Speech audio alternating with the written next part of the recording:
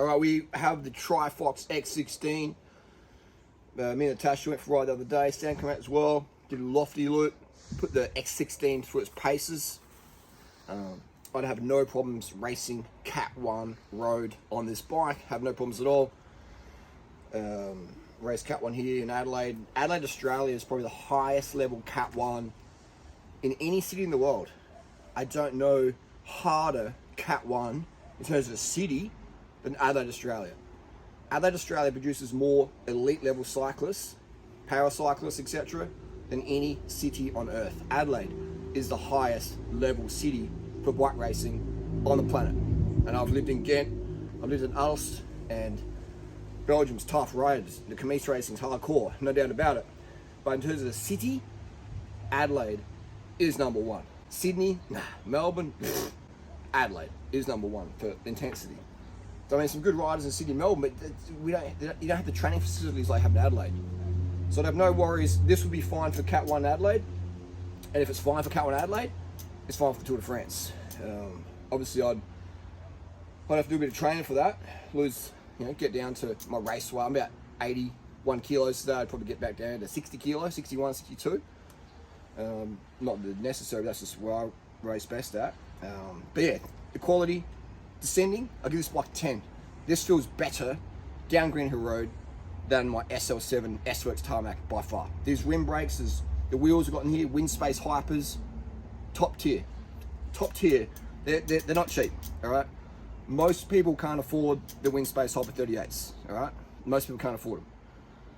But if you're a racer and you want the top shelf product, then 38 mil, not 50, 38 mil. 50 is too, in Adelaide it's very windy here.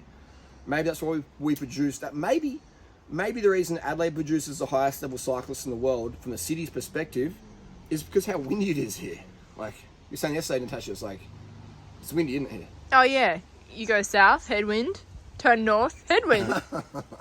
Oh, the wind seriously is really, it follows you around. It was really blowing us around the other day. Yeah.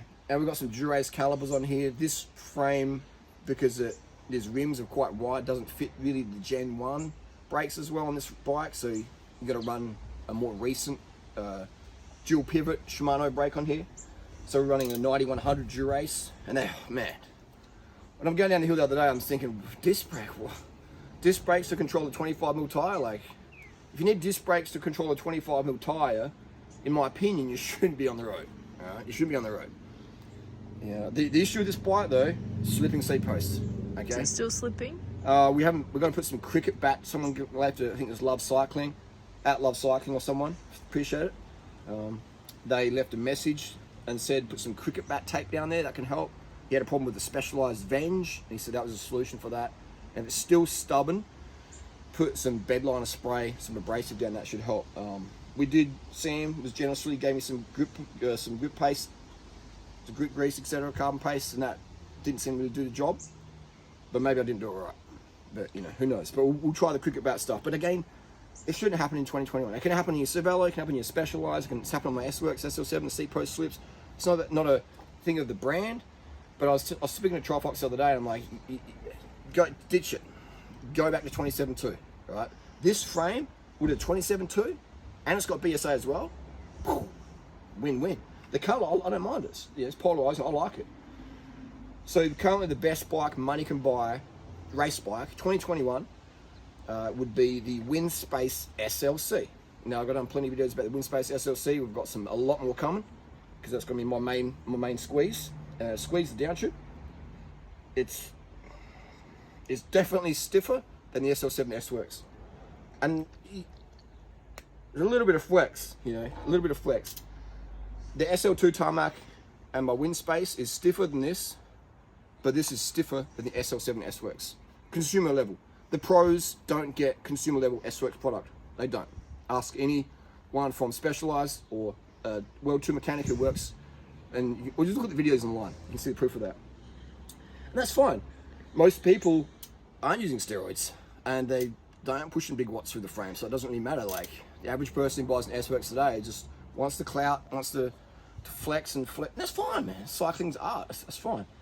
But if you're looking for performance frame, skip the S-Works, SL7, and go straight to a Trifox X16. It pretty much looks like an SL6 frame set. The geo's the same, the handle's as good, it's as stiff as an SL6 S-Works, and for a fraction of the price. But my issue, like the SL6 where the seat post can slip, this also can slip, so we're going to try working a fix for that. But yeah, 27.2 seat post, that's where it's at, and that's why the Windspace SLC gets my vote in 2021 as the best race bike money can buy.